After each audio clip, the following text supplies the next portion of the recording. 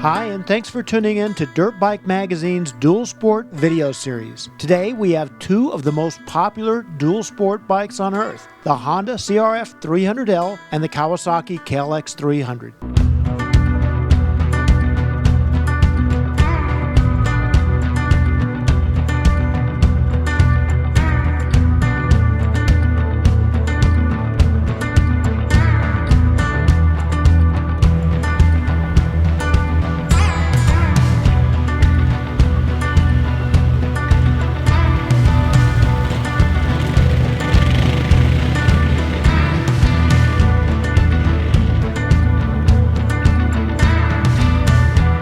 These bikes are everywhere. You see them on the road, at schools, around town. The main appeal is price. They each sell for around $5,500. Both are made in Thailand, and both are all about simple transportation as well as recreation.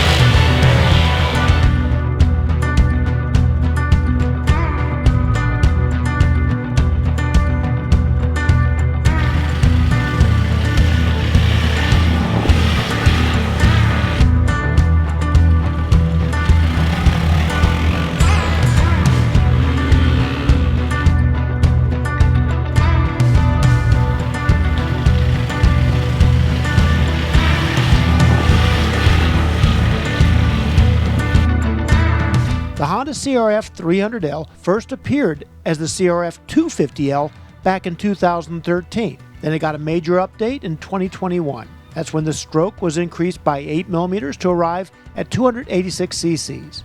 It got new camshafts, and both the airbox and the exhaust were redesigned. The finish is outstanding. The brakes are made by Nissan, and the rims are aluminum. You have to get up close to see the inexpensive stuff. The suspension is about as basic as possible. The rear has adjustable spring preload, and that's all. No reservoir, no clickers. The handlebar is 7/8 inch steel, and there are no handguards or frame guards. It comes in at 286 pounds without fuel on our scale.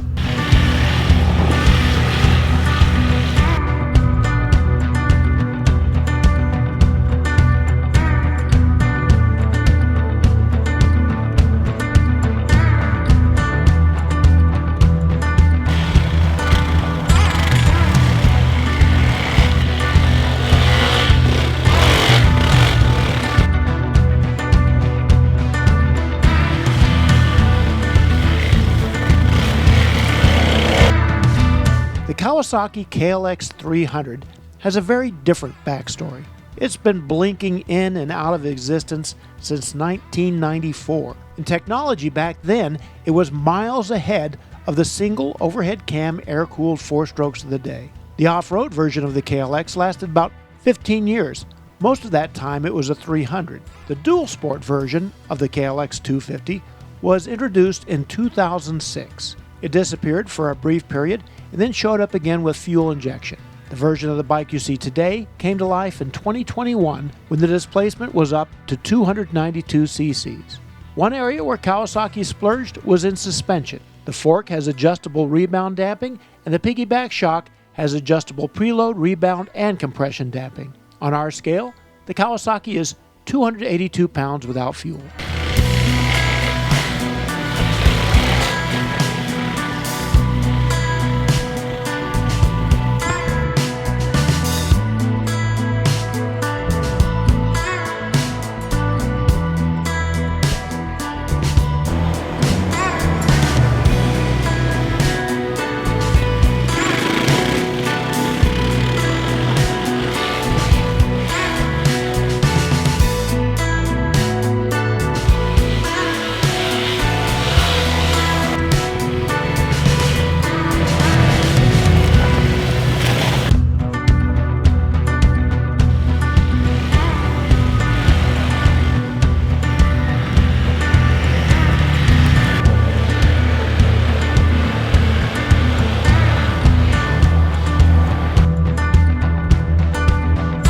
Both bikes are taller than you might expect. With unladen suspension, the lowest part of the Kawasaki seat is 36.5 inches. The Honda's is 37.2. That changes as soon as the bikes settle under their own weight. To ride these bikes in their natural environment, we spent some time on fire roads, mountain trails, and a little bit of street. They don't belong on a race course. Both bikes come with very street-oriented tires. In order to go on an off-road ride of any substance, you need to replace them with full knobbies. We installed Dunlop's new Geosport EN91 tires, which are knobbies with DOT approval. One-on-one, these two bikes make great trail companions. The performance is so similar that you can't help but have fun. Just don't invite those guys on 300 two-strokes. The Honda and the Kawasaki won't be able to keep up. They both make around 23 horsepower and rev out around 9,500 RPM. That's enough power to go respectably fast on level, hard-packed trail. When you get into sandy hills, they struggle and you have to shift like a madman. If you try to stretch a gear by abusing the clutch, both bikes fall flat. If you really pay attention, you discover that the Honda has slightly more low-end power. It's also geared lower, particularly in first and second. Both bikes could use lower final gearing. In the big picture though, the motor performance on these two bikes is so similar it's almost eerie. The seat height is more relevant to most buyers in this market. Not only is the Honda a little taller, but it has a wider seat. That means short riders will struggle just to get a leg over it. Riders who are taller, and those who are more experienced on the other hand, will like the Honda's extra ground clearance. It isn't just about clearing rocks and stumps, it's about how close your feet are to the ground. On the Kawasaki, you're nervous about wiping your feet clean off its narrow little foot pegs. In the suspension department, neither bike is set up for real off-road riding. They're made to be cushy and comfortable around the campsite, nothing more. If you get aggressive, they get pitchy and divey, even in the mildest off-road terrain. In the case of the Kawasaki, you at least have the option of subtle fine-tuning. You can increase preload on the rear shock and bump up both compression and rebound damping. That gives you a little more security, but the range of adjustability is limited. The Honda, on the other hand, has no adjustability and desperately needs more damping at both ends.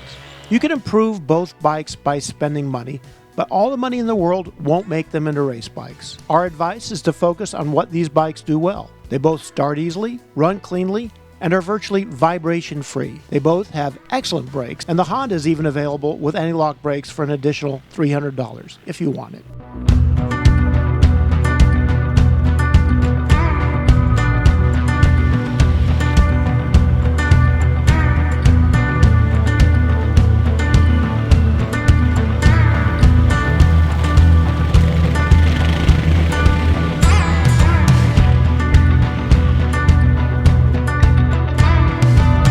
If you have no more than $6,000 to spend and you want to ride, either of these bikes is a gift from heaven. Between the two, we believe the Kawasaki is the best entry-level bike because of its smaller size, shorter seat height, and better suspension. More experienced riders might be drawn toward the Honda because of its better low-end power, but its underdamped suspension more or less cancels that out.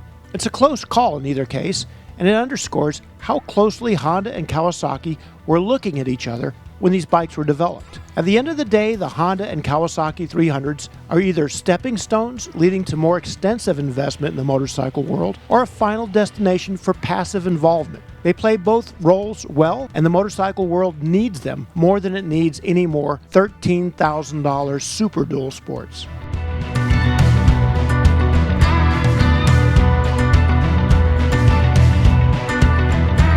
You can check out the individual reviews of these two bikes and others on our YouTube channel. And if you subscribe, you won't miss anything in the future. You can also check out dirtbikemagazine.com and follow us on Instagram and Facebook. And we're still on the newsstand with real ink and paper, just like we've been since 1971. Thanks for watching.